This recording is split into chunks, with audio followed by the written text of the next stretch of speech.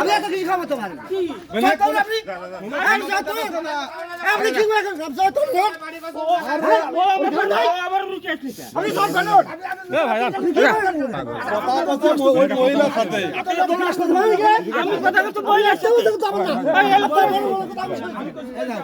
আমার ওই জায়গা ছেড়ে দেন ভাই তাহলে কিন্তু আমার পিছনে জায়গা আমি নয় কিন্তু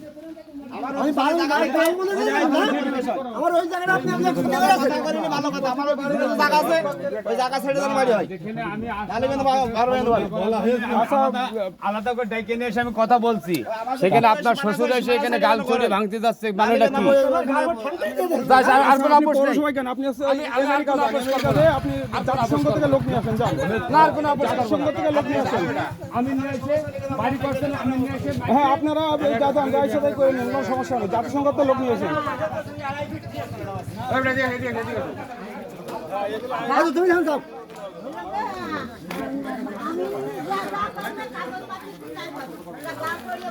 আমার ওই জায়গাটা খালি ওই কাজ করে সমাধান করে এরা তো আপোষ করতে চাচ্ছে না সে মনোভাব নেই তো না এই কারণে তো বিষয়টা মাথা নিতে হচ্ছে একটা জেনারেল সিদ্ধান্ত এটা কোনো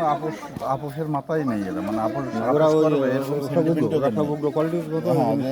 আমার কথা যে একটু আচ্ছা ঠিক আছে আপনাদের কথা শুনলাম সহায় সহায় দিলাম এটা ওরা কোনো কিছুতেই যাবে না যাবগর মনোভাব দেখে মনে হচ্ছে এইটাই একটা প্রস্তাব দিয়ে দেখা যাক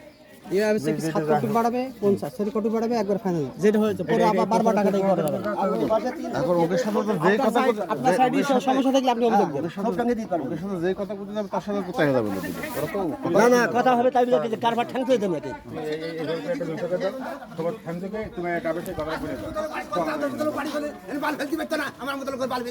আরে যাক